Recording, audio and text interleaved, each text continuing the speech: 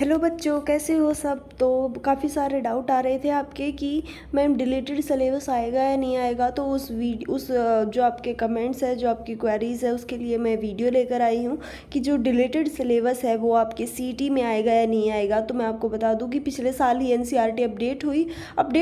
होते होते काफ़ी सारे टॉपिक डिलीट हो गए। मैं बता रही हूँ, मोस्टली फिजिक्स केमिस्ट्री में से जो इम्पोर्टेंट टॉपिक्स हुआ करते थे वो डिलीट हो गए हैं। अब काफ़ी कम टॉपिक बचे हैं, जो कि अभी जैसे आप देखोगे एनसीईआरटी को तो बहुत पतली हो गई है एनसीईआरटी।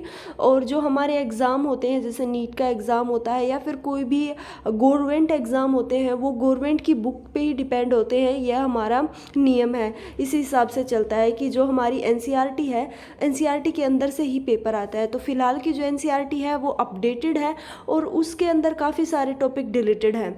तो इसके हिसाब से पेपर जो आपका है सीटी का, वो बिल्कुल नई एनसीईआरटी के तहत ही आना चाहिए। लेकिन काफ़ी सारे बच्चों ने कमेंट किया है कि जो एम्स का बीएससी नर्सिंग का एग्ज़ाम हुआ है उसमें भी यही होना चाहिए था एग्जैक्ट, कि आपका डिलीटेड सिलेबस नहीं आना चाहिए था। लेकिन कुछ क्वेश्चन आए हैं। अब मैं एग्ज़ाम देने तो गई नहीं, मुझे पता नहीं है कि सच में ही क्वेश्चन आए हैं नहीं आए हैं। लेकिन अगर ऐसा बच्चा बोल रहे हैं कि आपके वो डिलीटेड सिलेबस आया है, तो मे बी आया हो, तो उसी बात को जो सीटी में आएगा या नहीं आएगा, इसी बात को क्लियर करने के लिए मैं ये वीडियो बना रही हूँ। तो सबसे पहले ना आप जैसे किसी भी कोर्स में एडमिशन लेते हो तो उसके फॉर्म निकलते हैं। फॉर्म निकलने के साथ साथ ही आपको ना प्रोस्पेक्टस मिलता है उसका, कि ये इसका प्रोस्पेक्टस है। हमारा इतनी सीटें होंगी, हमारे पास इतना एग्ज़ाम की डेट होगी, ये एग्ज़ाम की डेट होगी, ये टाइम होगा और ये सिलेबस होगा। तो प्रोस्पेक्टस अभी तक आया नहीं है पीजीआई का। तो अभी तक देखो, जो पिछला प्रोस्पेक्टस आया था जिसमें 16 जून को जो एग्ज़ाम डेट बताया था, उस प्रोस्पेक्टस के बिहाफ पे अगर हम देखे जाए ना, तो उन्होंने क्या कहा है कि जो आपका सिलेबस है वो फुल होगा। लेकिन एक चीज़ और उन्होंने कही है कि जितना भी सिलेबस होगा हमारा, देखो मैं आपको दिखा देती हूँ। तो इन्होंने कहा है कि 2021 से 2022, ये आपको दिख भी रहा होगा कि 2021 से 2022 के तहत है। तो अभी जो हमारा सेशन होने वाला है वो जो 2024 से 24 वाला होने वाला है, तो आपका सिलेबस उसमें पूरा लिख के आएगा कि कौन से टॉपिक आएंगे, कौन से टॉपिक या फिर कौन सी चैप्टर आएंगे। तो उसके बाद ही आपको पता चलेगा कि डिलीटेड आएगा या नहीं आएगा। मोस्टली मैं बोल रही हूँ डिलीटेड नहीं आएगा। लेकिन आप एक अगर आपको एडमिशन लेना है तो आप कुछ भी मत छोड़िए, फ़िलहाल के लिए आप सब कुछ पढ़ लीजिए। अगर नहीं आता है तो आपके लिए अच्छी बात है, अगर आ गया तो भी आप चुकोगे नहीं, आप पीछे नहीं रहोगे। तो अभी तक मेरा यही कहना है कि आप एक बार तो वो जो डिलीटेड टॉपिक्स हैं वो सारे कर लो। अगर हमारा प्रोस्पेक्टस बहुत ही जल्दी, मैं बोल रही हूँ 3 से 4 दिन में फॉर्म रिलीज़ होने वाले हैं, उसके बाद प्रोस्पेक्टस आने वाला है। प्रोस्पेक्टस आते ही आपको बिल्कुल क्लियर हो जाएगा कि आपका सिलेबस वो डिलीटेड वाला आएगा या नहीं आएगा। तब तक के लिए आप सब कुछ पढ़ लो।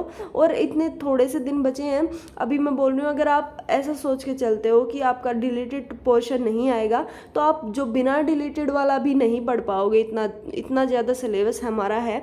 तो आपको मैं बोलूँगी कि फटाफट जितना सिलेबस आप कवर कर सकते हो कवर कर लो, क्योंकि एग्ज़ाम बहुत ही जल्दी होने वाला है। बहुत ही जल्दी हमारा सिलेबस ये जो हमारे फॉर्म रिलीज़ होने वाले हैं पीजीआई के। कुछ बच्चे ये भी बोल रहे हैं कि फॉर्म रिलीज़ हो चुके हैं, तो अभी तक फॉर्म नहीं रिलीज़ हुए हैं।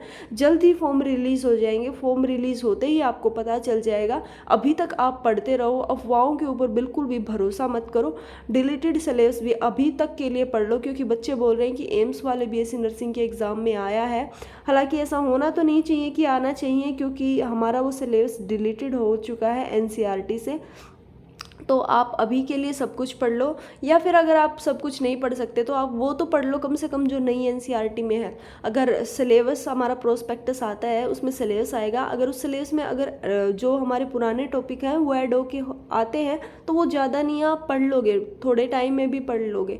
अगर आपने सारा ही सिलेबस नहीं किया इसके चक्कर में, फिर आप एकदम से नहीं पढ़ पाओगे। फॉर्म आते ही आप काफ़ी हड़बड़ाहट में आ जाओगे, काफ़ी डर जाओगे। तो मैं अभी से बोल रही हूँ कि अभी से पढ़ लो। पेपर का लेवल बहुत ईजी आता है।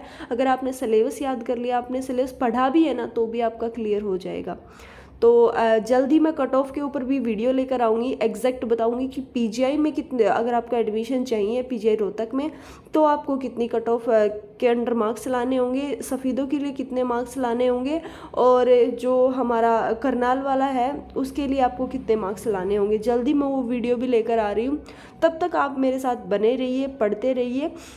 इस वीडियो के लिए इतना ही, जल्दी मिलते हैं नेक्स्ट वीडियो में, तब तक के लिए बाय बाय।